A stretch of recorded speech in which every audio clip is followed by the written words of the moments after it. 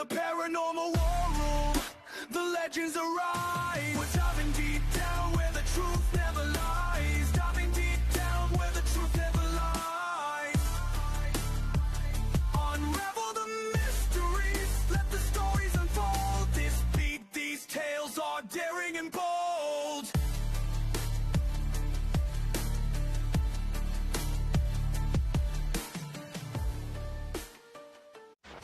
Hey guys, welcome back to the Paranormal War Room. I'm joined with my buddies Jason and David tonight from Paranormal 411. Guys, how are you doing? Good. Yep. How you doing? Doing good. Well, I tell you what, a few weeks ago, you guys released an actual documentary, and I've been dying to talk to you guys about it. I just have never been able to, get our times lined up, but I'm dying to hear about this documentary. What's it called there, guys? I love the name of it. I just want to hear you say it. Jason? The Legend of the Coochie Booger. and let me put this out there. This is a family-friendly documentary, Yes. Oh, yeah. Yes, this is not a rated R movie. Yeah. Don't let the name fool you. Your kids can watch it. But yeah, tell us a little bit about the Coochie Booger, man. I'm dying to hear about that. Jason, I'll let you go ahead. Well, it all started in the 1980s. The greatest decade ever. Right. So when I was in school, David was in school, there was a place we used to go hang out and take, just go out and scare people and drink and party, them kind of roads. Right. And for some reason, I don't know, somebody at Loudon High School coined it the Coochie Booger. I guess it's where you take girls and they just called it the Coochie Booger. But a lot of things strange went on there when we was younger. I mean, I remember doing hay rides and walking in the dark out them roads, and you just get this eerie feeling that something was kind of watching you. And then you started hearing these stories of this little girl that had drowned in the little well house that's sat there. Or it's a spring house, really. There's not a well. Is it still there? Yep. Oh, yeah. It's still there. And that's where we did our live that one time from that at the end of the movie. Oh, okay. The actual little well house that you see there is the actual one. I mean, that's it. Then I don't know, maybe 2 or 3 years ago, it might be longer than that. I was looking through YouTube, and a buddy that we had went to school with had posted, he's got a channel called Piney Life, and it's a hunting channel where he talks about hunting and stuff like that. But he had posted a video where he was riding through there and he was telling his story of what had happened to him and his friends. And I just thought that was interesting and showed it to David, and yeah, we got to do this.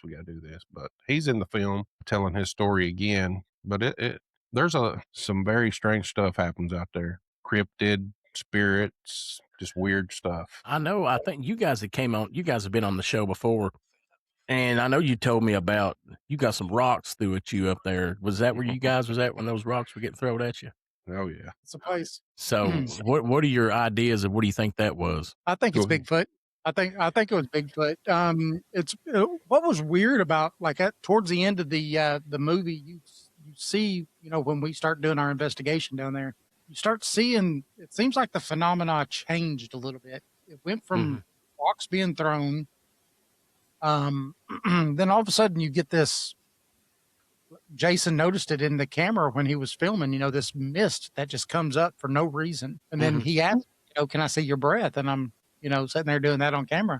It's not cold enough to see my breath. So where did this mist come from? Well, Then all of a sudden you start getting, things start talking to it. Before we even put out some of the other, the spirit portal that Jason built, before we even put that out there, you hear clearly on the camera, something go, hello. Wow. It was Bowser at that time, and it was on the camera. That wasn't even anything but the camera that caught that. And it just kind of progressed from there and just got more and more stuff. I mean, the amount of stuff we threw away for the movie was probably equal to what was in the end of the movie.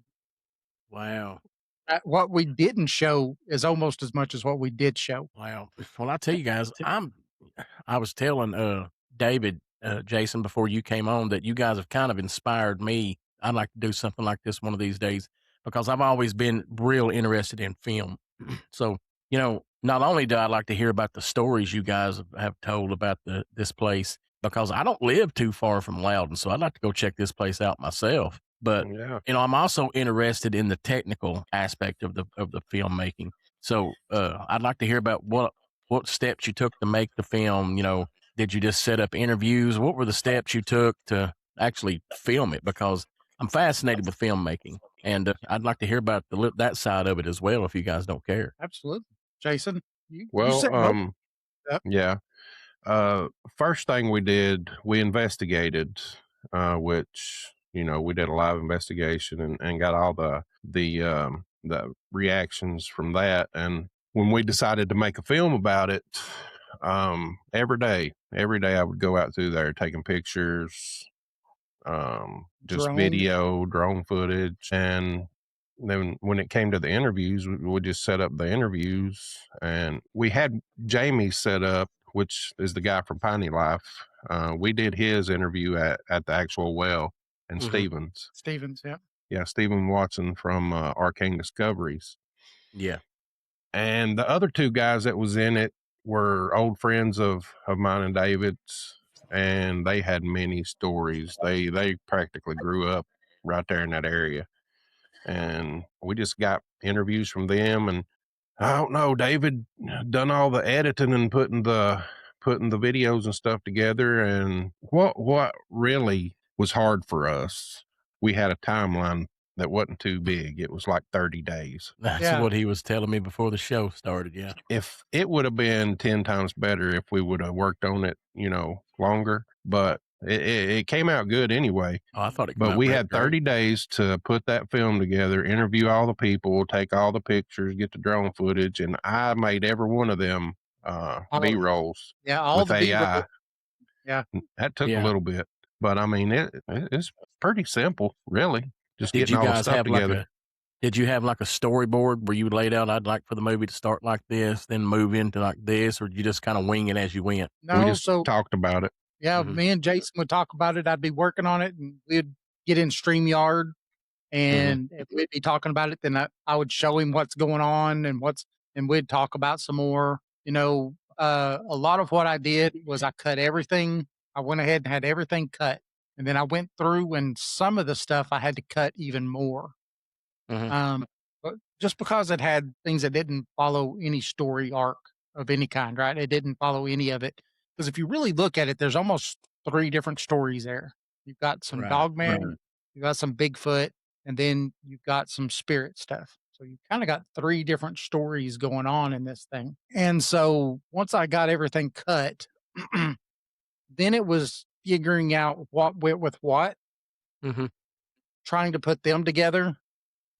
And then once you kind of laid that out, then things kind of got to where it made sense, because if it went some Dogman stuff, then some Bigfoot stuff, then back over to Dogman stuff, then a little bit, if it jumped all over the board, then I think more people would have been just like, it just don't make sense, Yeah. Need that continuity there, don't you? Well, and we ended it on, Lee, I think it was, talking about seeing the owner of the previous owner of the home, that he was dead, but him seeing him there, right? So we ended on that ghost one, because then when we did our investigation, we got more of that in that part of it, so then it just kind of segued straight over into what it was that we got when we did our investigation there. Wow, that's fascinating. So you got, it's just finding the story. So you go and you interview the people, you do your cutting, and you're going to find out that you're going to think you're making yourself sick, but you cut more than what you should. You're going to end up always having to cut more. Right. And we don't get attached to it. And, and then once you get it all there, then it's looking at what you have, because by this point you've watched every single one of those pieces 100 times. maybe even Right. 200. So you know it by heart. And so then you start setting back going, okay, this makes sense here. This makes sense here. This makes sense here. And then it's Mhm. about doing what Jason did so well was get us a lot of good B-roll. Yeah. And so then you go in and have to figure out where the B-roll is and what you're going to do in between the shots. That's what B-roll means. That's what kinda like what separates the shots and stuff like Yep. that. So that's all your forest scenes or your misty scenes or just us Yeah. going down the road in that video, right? Right, right. That all that B-roll stuff. Yep. Okay. Well, I've learned something new. I was just sitting here acting like I knew what B-roll meant, but I didn't really. You know? And I, the people were talking, it's about learning what a J cut is and an L cut is, and then also learning what it means to have an overlay because when people are talking, but other things are going on Mhm. while that person's talking, so doing overlays and different Yeah, stuff. yeah. Yeah, that stuff's fascinating. How many interviews you guys think you did for this, documentary? Four. Yeah. Alright.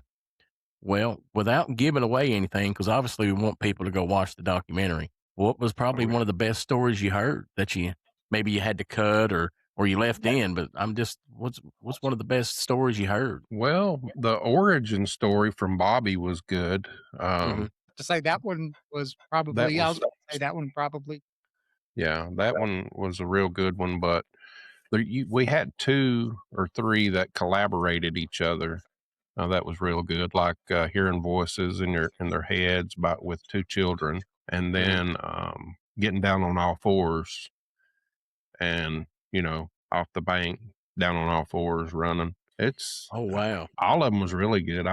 But the one that stood out to me, and I didn't know it until we interviewed him. What he was going to tell us, we didn't know, and I had never heard that before. Yeah, Bobby's story about the guy making the deal with the devil and them having the kid and all that stuff. Oh, yeah, yeah. That was That's I was interesting. like, holy smokes! I Right? mean, Jason said never heard that story before, Wow, and yeah. I was like, that's. And then it's a fully hairy kid. It's stronger than a team of mules. I mean, I'm sitting here like, that's a Bigfoot, dog.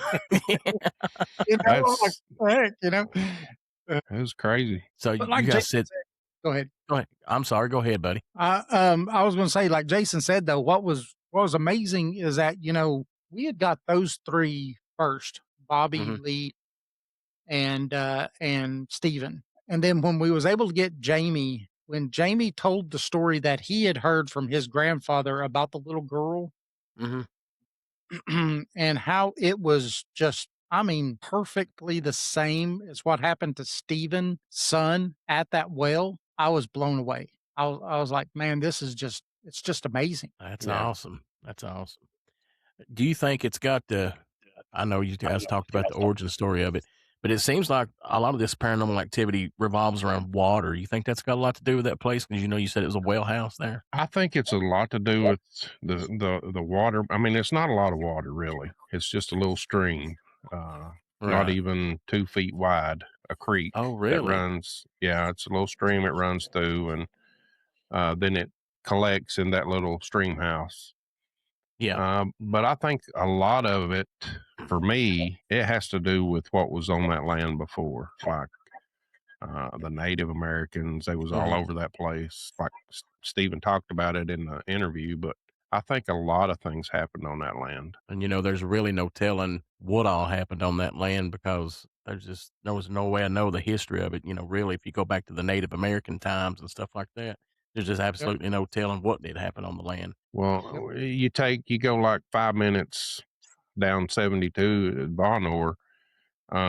You get the stories of the Thunderbirds from the Cherokees that happened right in there, where the serpent, and then they found the Back Creek Stone maybe 3 or 4 miles away from that location. What is that? I've never heard of that. Back Creek Stone. David can tell you that. I mean, it's just right, maybe 4 or 5 miles from the actual well house Yeah. or the stream So Really? house. yeah, right in Back Creek, in Loudon, Tennessee, right on the Little Tennessee River. Um, in the late 1800s, they were digging in some of the Cherokee Indian mounds that were there. Just doing some studies on the bones and things that they found inside these Indian mounds. They pulled out a stone. I think this thing's about this big, but it had writing inscripted on it, actually chiseled into it. And they Really? didn't understand what this writing was, and they thought maybe it was some Paleo Cherokee is what they thought maybe it was. So it just kind of went to where all these great things that disappear go to. And it was just sitting there on a shelf for years and years and years. And one day, a guy that was a scholar in ancient Hebrew, so Paleo Hebrew, walked by that stone and went, "Burk," and he looked at it and he goes, "Where did you get this?" And they're like, "Well, why?" He says, "Because this is Paleo Hebrew." They're like, "No way. This was found in an Indian mound in the 1800s." And he's like, "That's Hebrew." He says, "It says for Judea is what it actually has inscribed on it." But that was found here in Loudon, Tennessee, on the Little Tennessee River. Wow. So what's the theory behind that? They think we've had some. They Lord. think it's a very good possibility, and they was trying to do DNA studies and stuff like that with the Cherokee Indians, but they were thinking that they were a lost tribe of Israel. Wow. Right here in Loudon. Mm-hmm. Wow, that is crazy, man. I've never heard. Where's that thing at now? Is it in a museum or something like that? Yeah, it's in the Smithsonian Museum. Oh, really?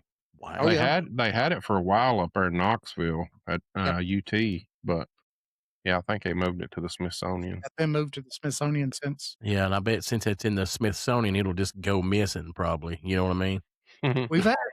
You've had some pretty good people do some tests and stuff on it, and you have some scholars that are like, well, blah, blah, blah, but Yeah. as far as we know, that's Paleo Hebrew that's on that stone. Wow. If you go to Cherokee, North Carolina, they've got a replica of it in their museum there. That's insane. And what year did they find this thing? I mean, Way back in the 1890s. day? Oh, so it wasn't like last week or anything like that. No, it was late 1800s. I'll just tell you this story real quick. Since you guys mentioned the Thunderbird, I used to work with a guy that swore up and down he's seen one of those things out in the woods one day. And he lives right around Loudon where you guys live. And his name's Jim Blackburn. You guys ever heard of him or anything like that? Jim Black. Yeah. I knew some Blackburns, but Well, he was like an older man when I was knew he a him. teacher? No, he worked with me over at Mastercraft. Okay. But he was just like this grumpy old dude that always sit in the corner and then worked at the warehouse, David, I think you got sound problems again, buddy. But yeah. But anyhow, he was a grumpy old guy sitting in the corner, a dude that never jokes around. And then one day we got to talking about cryptids, and he was telling me how he was out walking through the woods one day, and he came upon this like 7-foot tall bird that when it took off flying, it actually blocked out the sun. It was so big as it flew over him. Oh. And of course, at this point, I thought he was full of crap. But man, looking back, I don't understand why he would lie to me about something like that, because he never even spoke to people, let alone, tell you a fib about something like that, Yeah, I don't understand. A lot of these people are older and they tell these stories, and why would they lie about it? I don't know. Thunderbird, but I tell you what, that'd be something crazy to see. Everybody talks about Dogman and Bigfoot, but you don't really hear much about the Thunderbird. And man, that'd be crazy to have a prehistoric pterodactyl or something out there running around. But that'd be yeah. You guys got anything else planned or anything like that? Like, this can't be a standalone project here, can it? No, so this project that we did was really a trial, wasn't it, Jason? Mm-hmm. So we were talking with Greg Ogles, and he's, got a bunch of different movies out and stuff like that. And we was telling him that we was about to go on a camping trip and was going to the Devil's Tramping Ground, and we was going to try to do a documentary on the Devil's Tramping Ground. And he goes, cool. He goes, you want some advice? I was like, always. That's why I'm talking to you about it. Hope we'll get some advice. And he says, start at home, start local, and do something between 30 and 45 minutes. That's why it is exactly where it is, because he said, do something short. He said, do something great. And then people will be wanting to watch what you have next that's more feature length, because they're going to already be loving what you did at that shorter length, and they're going to be waiting for something longer. And so we did what he asked us to do. And that's why the movie is what it is. Well, he's got a point, because you look at this movie that just came out in theaters. I don't know if you guys have heard about the movie called The Backrooms. Have you guys heard about that? Mm-mm. Well, it started out as a little 30-minute YouTube video filmed with a camcorder, probably an iPhone, whatever. And the guy ended up making a series of these movies called The Backrooms, and it has become a cult phenomenon. They just released a full feature film in theaters just last week, and we're talking, I think it's over 300 million right now it's made. Wow.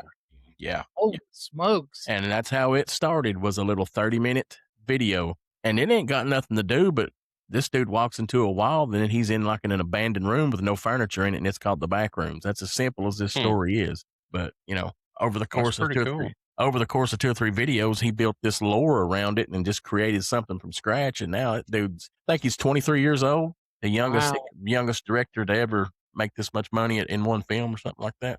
But yeah. That's pretty amazing. Yeah, it's called The Backrooms. Check it out. I don't know. It's got to be good if they're making that much money out of it, man. We're actually going through David's going through the audio of his recorder and seeing what we caught up at the Devil's Tramping Ground. And I was going to ask you about that. That will be our next little film. Well, what is the Devil's Tramping Ground? Can I ask that? Yeah, Jason, I'll let you. All right. It sounds like a cool place. I'll tell you that much. It's way in the boonies of North Carolina, right? In the boonies. Huh? In the boonies. 6 hour drive from here. Yeah. 6 hour drive? Yes. Seven. Yeah. Devil's Tramping Ground. So we, I caught a little video of people talking about it online. I started looking it up. And the Devil's Tramping Ground is some farmland. It's on private property, but it started in the 1700s with some Native Americans. It's a circle in the middle of this. I guess it's actually woods. It's not a pasture or nothing. It's actually trees all around it. It's a 40-foot circle in diameter. Nothing grows in it. It's just dust. Wow. So, and the legend is that the Native Americans, they used to go to their dances, their war dances, their parties, and there was even a battle there. And I can't remember the tribe. It wasn't a Cherokee tribe. It was a different tribe, but their chief actually got killed. I think his name was Conasuga or something like that. No, Matea or something. But he actually was supposedly killed there and buried on that land. Wow. And then the legend, I guess, finally grew and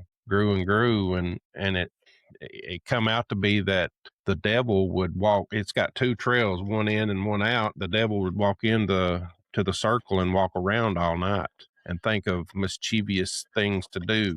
And then by daybreak, he would go out the other one, the other trail.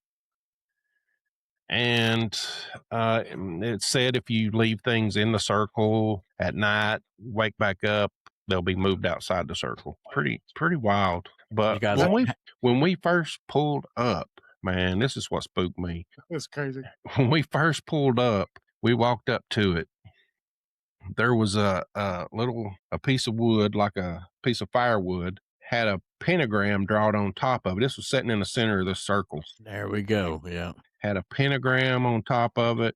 There was a dead mud turtle, looked like it'd been dead for years, sitting there beside it, just a skeleton of it. That was a sacrifice. Let's just get that out there. Somebody's been spilling turtle blood in there. It was all sitting in a bigger pentagram. Yeah. So there's a pentagram scratched into the dirt. And you guys went in there? Didn't you camp there for like 2 days? That's what I started saying. It really wasn't spooky. The only spooky part was the devil worshiping part. I was afraid they was going to come up there and kill us all. Yeah, man. Y'all might have been some good sacrifices. If they doing turtles, think what they get for you guys out there, man. There was 2. Well, the place is filled with quartz. Yeah. I mean, you'll trip over it. Yeah. Walking. And they was 2 girls up there digging for that quartz, and they were telling us, right down the road a few miles, here's a devil worshiping church, blah, blah, blah. What? Yeah. They had me, I was up all night just about, and David's over there snoring. Be sleeping with your Bible close that night, man, I'm telling you. I laid my head on the pillow and I was out like a light, like sleeping like a baby. I had to watch Gordon Ramsay on my phone to go to sleep. He might attract some devil worshippers, man. You never know about old Gordon. Yeah, But- I'll tell you, the coolest thing that happened to us while we were there. We were there for what'd you say, an hour maybe. So we brought my truck, the whole back of my truck, and the bed of my truck was full of stuff. Right, we just brought the house with us. So by the time we got finished setting camp up, we sat down for a minute because we was tired. I guarantee. And because we had a 4,000-watt generator we brought. I mean, we brought all kinds of stuff. And so we had brought on half of the firewood. And so we finally put our lawn chairs down and we sat down just to rest for a few minutes. And behind us, we had this, if you're familiar with Bigfoot enough to know the Ohio howl, that real, whoa, Yeah, I've heard howl. several recordings of that. Okay, so this happened right behind us. No way. Oh yeah, the first time I've ever heard anything like this. It probably he did that for a solid minute and a half or something. I mean, this was just a long howl. Mhm. And then all of a sudden, all the way around us, tons of I can't even think of the names of them. Coyotes started just yip, yip, yip, yip, yip, yip, yip. Oh, y'all was in something. Oh man, it was crazy. And was like, oh, this is gonna be awesome. Dang. That was the best thing we had happen to us. That was the best thing that happened to us the whole time. You had pentagrams and Bigfoot. Golly, Bob. Yes. So I assume, I know you're probably saving it for the documentary or whatever you guys are doing, but I assume you got some photos and videos, all that stuff, of those pentagrams. Oh Yep. yeah. Yeah. Yeah, we got photos, videos. We got a lot of B-roll and stuff. Unfortunately, I wish we had a recorder going when that howl and everything happened, man, but we didn't. So That's how it goes, man. That's how it goes. We had a couple of guys from I can't think of their name. There's Bigfoot group out of North Carolina.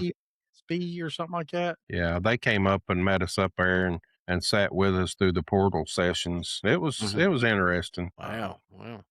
Oh, that's going to be, I can't wait to get that released. That'll be good, man. I was trying to think of something else I wanted to ask you guys. I know I don't want to keep you on here all night, but I was excited to talk about this documentary because I wanted to learn a little bit more about how it was made, and you guys have pretty much broke that down for me pretty good tonight. I appreciate that. Yeah, no problem. Well, you could ask us too. Yeah, by watching your shows, I mean, it's really not a lot of difference. It's just a lot of cutting and editing. Yeah, I was telling David before you come on, you guys have inspired me. So who knows, man? The problem is where I'm from is everybody's got a story about where I'm wanting to do this at, but then everybody be like, but I'm not going to come on camera and talk about it, So well, see, and that's the thing is that we're not the first ones to talk about the Coochie Booger. Right, we're not, right.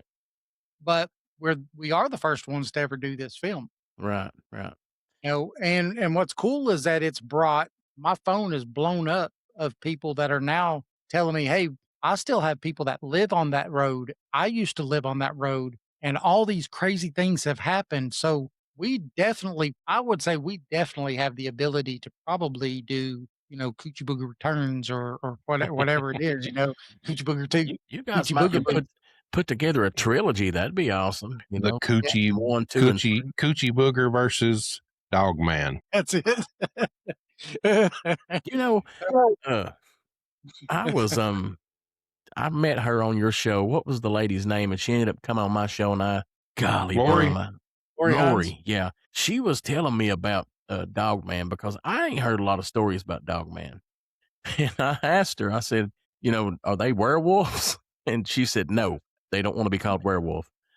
And I was like, oh, my bad. But is there really a lot of stories of Dogman around here? Yeah. Because I think if there's anything out there I don't want to run up on in the woods, it would be I'm going to call it a werewolf, but, whatever it is. But I think that'd be terrifying, I think they're the worst of the two.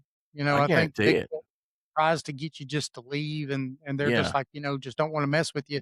But I think more times than not, the Dogman will kill if he has to. And the LBL is a good, way to say that, because they've had tons of killings up there in the LBL Wow. of That things would that they be know aren't Bigfoot. well, I tell you, I listen to a lot of podcasts, and I was actually listening to a podcast. I can't remember who it was. I think it was the Cryptid podcast. I can't remember the name of it. Anyhow, there was actually a lady in Knoxville called that podcast and told of a Dogman encounter. And I was like, man, is that really a thing around here? And obviously it is, man, because Lori was telling me that. She said, yeah, there's definitely Bigfoot and Dogman around here. So you guys better watch going up to these devil worshiping sites, man, because Dogman may come out there and get you. I know the first time we heard about Dogman was at the Gatlinburg at the Bigfoot conference. Oh, After it, yeah. I mean, we came outside and these ladies was saying, "Hey, have you ever heard of the Dogman?" I had never heard of the Dogman, but I hadn't either, apparently, yeah. and this was been about 4 years ago. Apparently, it was a big thing then. Really?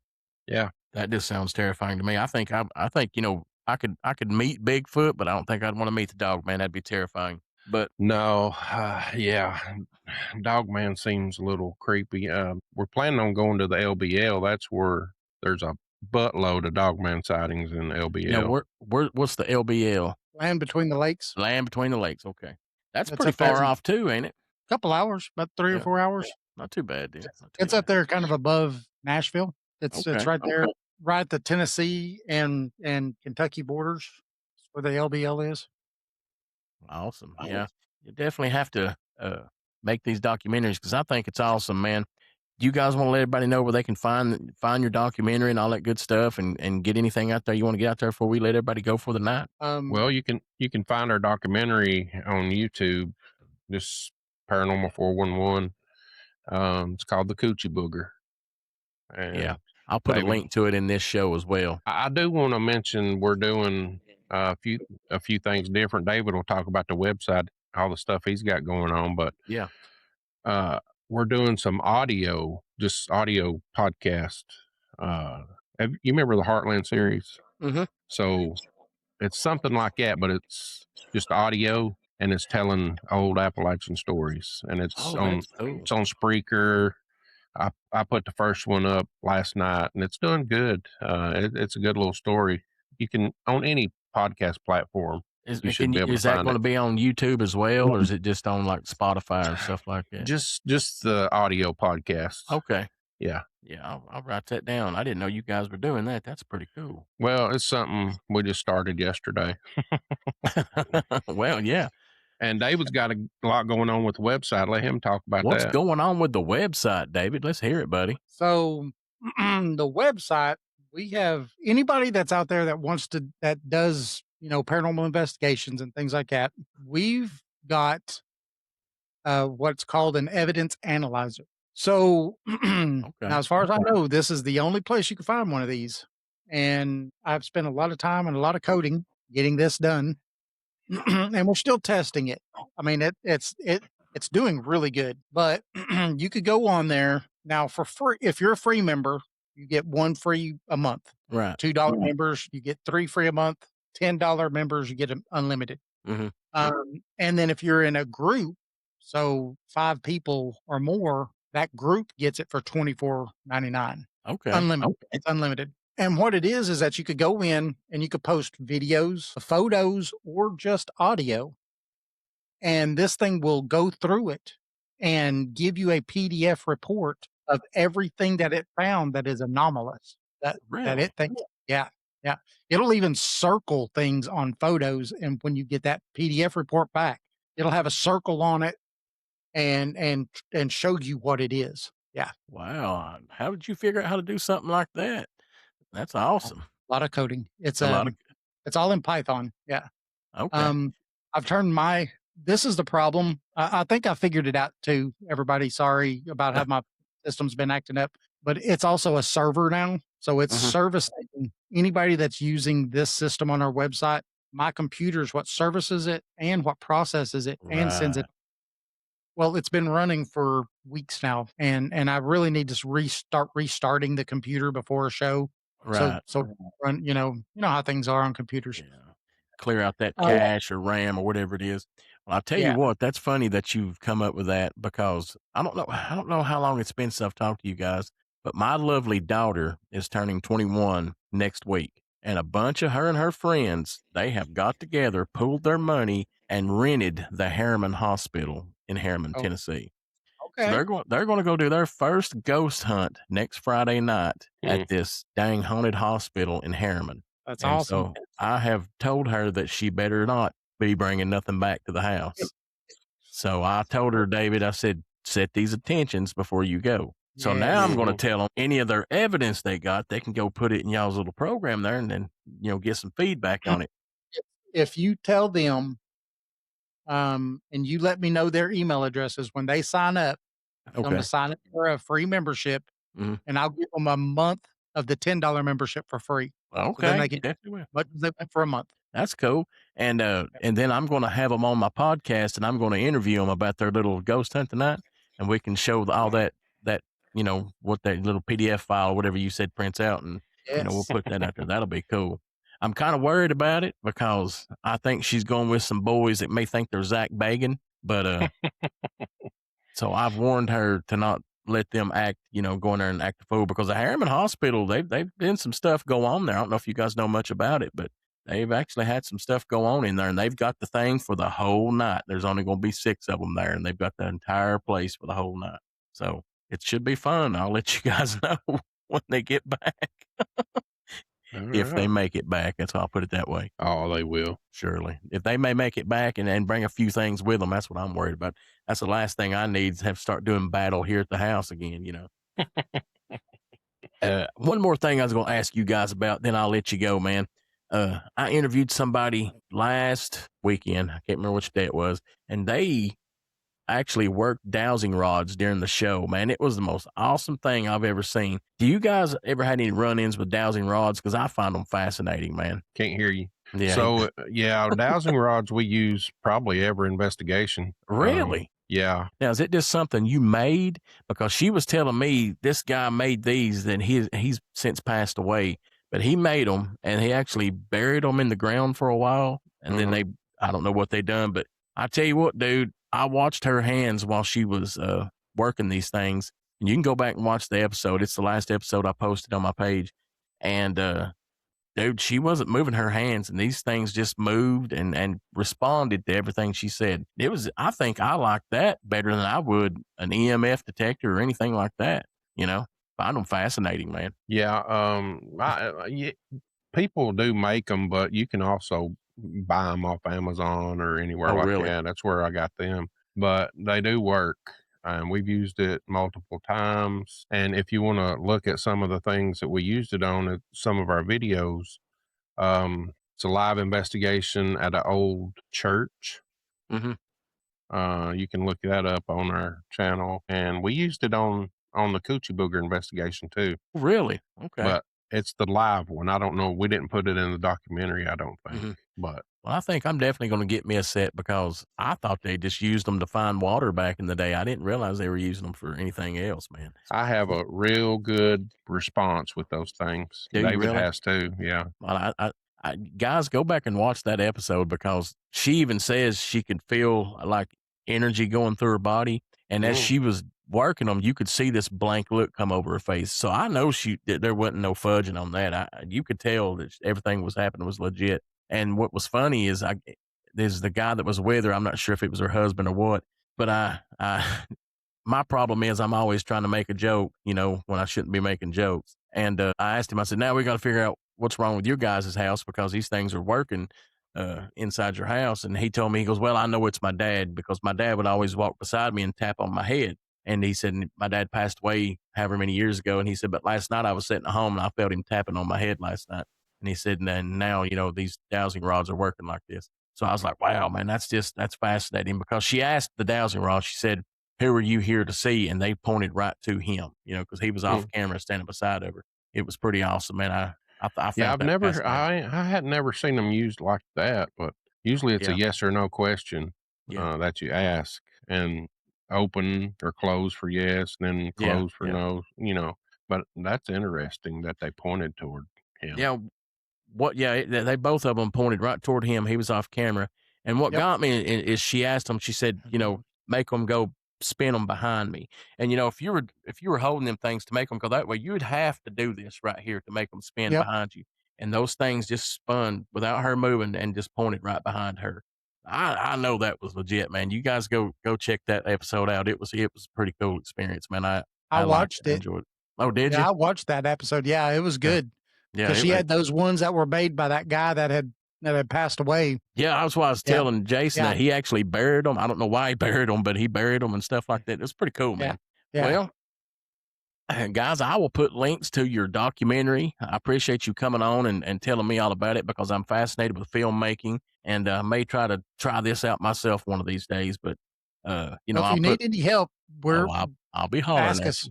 Yeah, I'll be hollering at you, because I'll be going into it blind. But that's how you learn stuff, I guess. That's right, deep in. Yep. But I'll put links. Hands on. That's the only way you're gonna learn it. To do it. That's why I tell people at work when they're trying to get trained. I say, hey, I can't hold your hand. You got to just do it and figure it out on your own. That's right. But guys, I'll put all the links in that for this, so people can find your documentary and your website and all that good stuff. And appreciate you guys coming on here talking to me, man. It's always fun to hang out with you guys, man. It really is. I appreciate it. We'll have to get you back on the show here soon. All you gotta do is holler at me, man. I'm available whenever. But I appreciate you guys, and I'll let you guys get off here because I know everybody's got to work tomorrow. Yeah, unfortunately. I don't have to hang tight here after I stop, guys. Okay. All right. Bye, everybody. The unknown awakens, hear the echoes grow loud. We're diving deep, join the curious crowd. In the paranormal war room, we take flight, bringing the spooky vibes, shadows and light. With every beat, the legends we explore, unleashing the spirits. We're ready for more.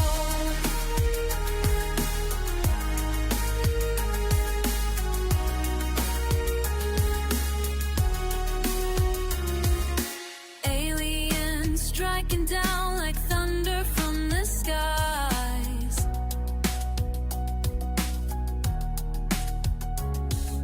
Cryptids lurking near, in the darkness they rise. Paranormal tales that will twist your mind. Tune into the mystery, leave the norm behind. In the war room we fight, with the strange insight, unveiling truths in the paranormal war room. We take flight, bringing the spooky vibes, shadows and light. With every beat, the legends we explore, unleashing the spirits. We're ready for more. So hit that subscribe, don't be left in the dark.